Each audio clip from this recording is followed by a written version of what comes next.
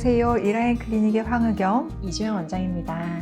오늘은 드디어 후관리 시리즈의 마지막 단계인 지방흡입 후관리 편입니다. 지방흡입은 몸의 체형을 바꾸고자 하는 분들께서 꾸준히 관심을 보이시는 시술인데요. 보통은 위험할까봐 엄두를 못 내시는 것 같습니다. 황 원장님께서 지방흡입의 위험 요소에 대해 언급해 주실 수 있으실까요? 지방흡입은 아무래도 피하지방층의 지방덩어리인 셀룰라이트를 제거하는 시술이기 때문에 의사의 기술과 정성이 많이 필요한 시술이고 또 때에 따라서는 위험할 수도 있습니다. 위험성을 크게 4가지 정도로 분류하자면 첫째는 수술 중 복막 천공으로 인한 복막염과 폐혈증, 둘째는 큰 혈관의 손상으로 인한 출혈, 셋째는 수면마취제인 포폴로 인한 무호흡증, 넷째는 수술 도중 작은 지방 알갱이가 폐혈관을 막아서 생기는 폐색전증입니다. 앞에 3가지인 복막염, 출혈, 무호흡증은 충분히 예방이 가능할 수 있지만 폐색전증은 예측은 불가하나 최대한 과격하지 않게 수술하면 어느 정도는 예방은 가능하답니다.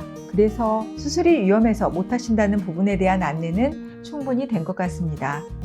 지방흡입을 무분별하게 해서도 안 되겠지만 수술 적응증이 되신다면 수술은 위험성 때문에 못하는 분들의 걱정을 좀 내려놓으셔도 될 것 같습니다.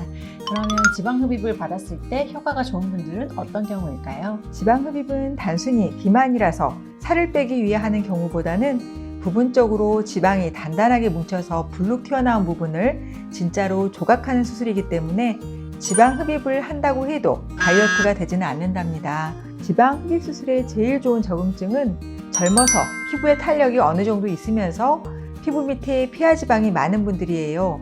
남성분들은 주로 복강 안에 내장 지방이 많은데 이런 분들은 지방흡입이 아니라 운동과 식이 조절로 지방을 빼셔야 한답니다. 그리고 질문 중에 지방흡입을 먼저 하고 다이어트를 하는지, 다이어트를 먼저 하고 지방흡입을 하는 것이 순서인지를 물어보시는데 흡입을 계획 중이고 몸매를 바꾸고 싶은 경우는 흡입을 해서 라인을 만들어 놓고 다이어트를 하셔야지만 탄탄한 피부 조직을 가지고 수술을 하기 때문에 결과가 좋답니다. 지방흡입은 결국은 다이어트가 아니라 체형 교정, 즉 바디 스컬핑의 개념이기 때문에 수술로 바디라인을 만들고 그 이후 다이어트를 하는 것이 좋겠네요. 지방흡입의 위험성도 확인되었고 적응증도 해결되었고 그 다음으로 흡입의 과정은 어떠한가요? 지방흡입은 짧게는 2시간에서 길게는 4-5시간까지도 걸리는 긴 수술이기 때문에 전날 긴장하지 않고 충분히 잘 수면하고 쉬시고 오셔야 합니다. 가끔 통증에 대한 걱정이 있으셔서 얇은 수면을 하기도 하는데요. 전날 잘 쉬고 오시는 경우가 수면이 잘 된답니다. 수술 때 주무신다고 밤잠을 안 주무시는 경우도 있는데 수술 컨디션이 안 좋아질 수 있기 때문에 주의하셔야 합니다. 디자인을 하고 환자의 포지션을 잡고 수술을 하려고 하는 부위에 피하지방층에 투메센트라고 하는 마취용액을 주입하고 나서 셀룰라이트가 잘 분해되게 한 후 지방을 빼내는 방식이랍니다. 이때 의사는 금광에서 금을 캐는 광부처럼 조심스럽게 지방흡입을 하고 서두르지 않고 부드럽게 수술을 하는 것이 수술 후의 유착이나 불규칙한 피부 라인을 예방할 수 있는 방법이랍니다. 금을 캐는 광부의 마음처럼 급하지 않게 여유 있게 수술하는 의사의 마음이 필요하군요. 역시 모든 시술들은 환자에 대한 관심과 정성을 통해서 결과가 잘 나오는 것 같습니다. 수술을 효과를 좋게 하는 환자의 후관리 방법은 무엇일까요? 수술 당일은 마취용액으로 넣은 투메센트가 밖으로 흘러나올 수 있기 때문에 이 마취용액이 잘 배출되도록 충분한 휴식을 취하고요. 흡입을 하기 위해서 피부를 3에서 5mm까지 절개해 놓았기 때문에 상처 부위에 오염이 안 되도록 샤워를 주의하는 것, 그리고 지방이 빠져나온 부위가 예쁘게 달라붙도록 압박옷을 입게 되는데 압박이 골고루 균형 있게 잘 되도록 자세를 구부러지지 않게 잘 펴는 것이 중요하답니다. 수술하고 제일 중요한 것이 압박옷을 정자세로 잘 입고 다니는 것인 것 같고요.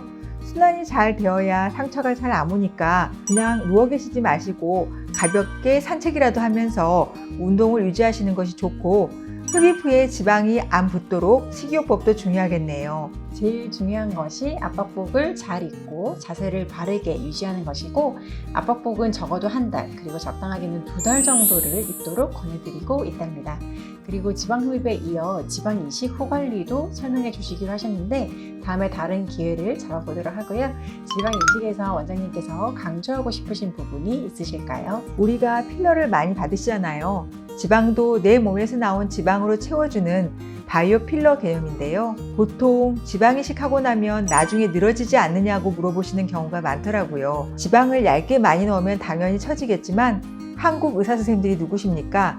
대부분 선생님들은 아카데믹하게 열심히 공부하시고 다들 시술에 대한 계획을 가지고 하시는 분들이랍니다. 단순히 지방을 넣기만 하는 것이 아니라 우리의 얼굴에 지방의 방, 즉 지방 파티션이 있는데 여기에 맞추어 지방을 넣으면 오히려 얼굴이 처지는 것이 아니라 리프팅이 된답니다. 제대로 넣은 지방은 처지지 않는답니다. 항상 물어보시는 분이 계셔서 강조드리고 싶네요. 아쉽지만 지방 이식 부분은 나중에 시술에 대한 유튜브에서 다루기로 하고요. 예닥TV의 후관리 시리즈는 여기서 마치도록 하겠습니다. 다음 세션은 피부의 병변과 우리의 대처법에 대한 이야기를 나눠볼까 합니다. 오늘도 유익한 정보 되셨기를 바라고요. 저희는 또 다음에 만나겠습니다.